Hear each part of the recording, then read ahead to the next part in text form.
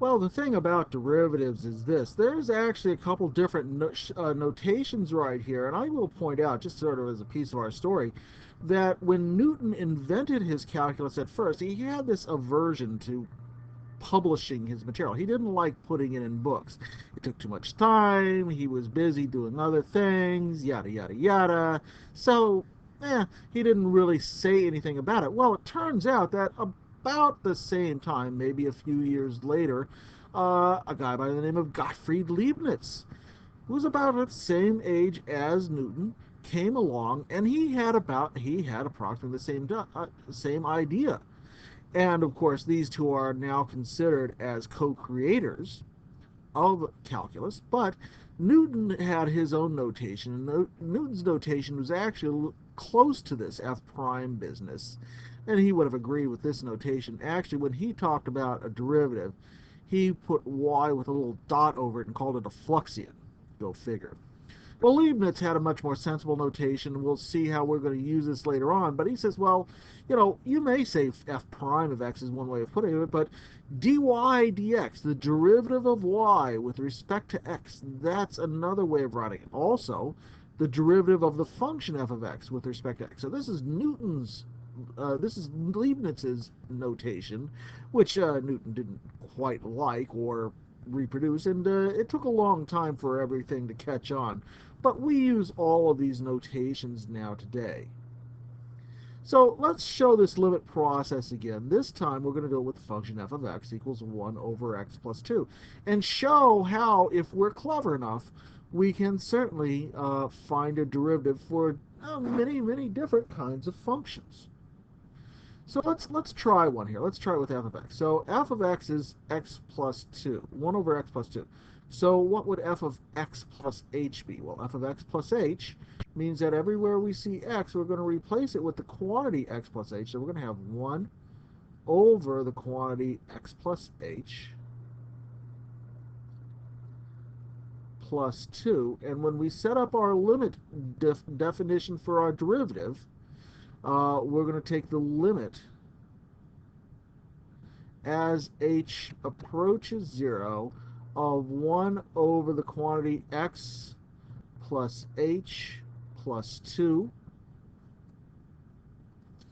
minus 1 over x plus 2. Now you can see right now that if we put h in 0 in for h right now, we're going to get 0 over 0. So that means we should be doing something to rewrite this.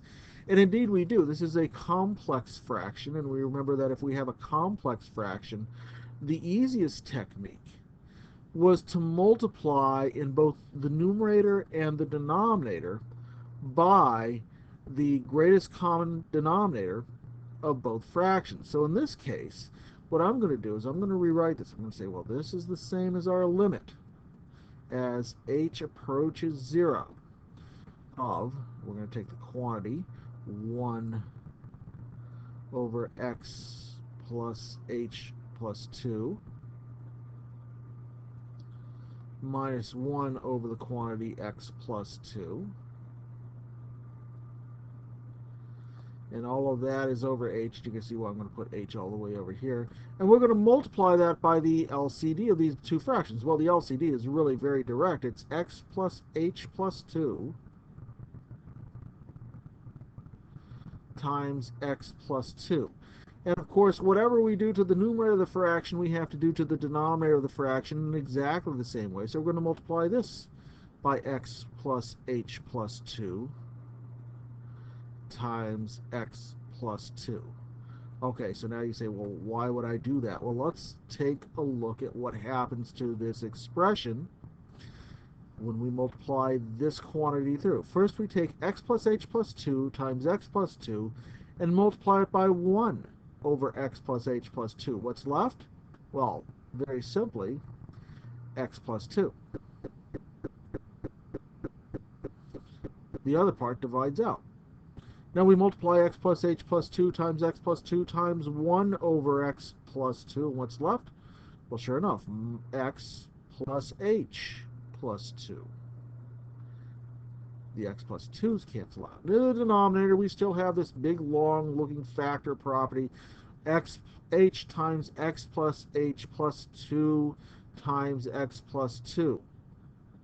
So now you look at that and you go, well, let's try simplifying it a little bit more. H approaches 0 of x plus 2, we take away the parentheses in the numerator, minus x minus h minus 2, we have to distribute that negative sign, don't forget, over h times x plus h plus 2 times x plus 2.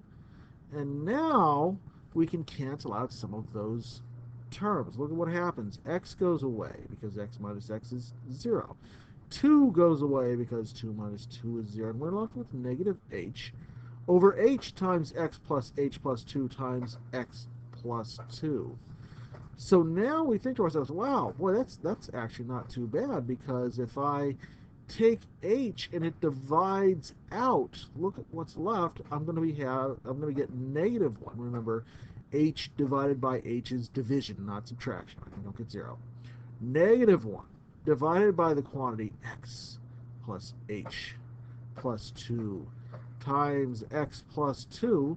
And now if we evaluate this guy by substitution, we're left with negative 1 divided by x plus 0 plus 2, well, that's just x plus 2, times x plus 2, which is much more simply stated this way. F prime of x, our slope-producing formula, is equal to negative 1 divided by x plus 2 squared. Awesome.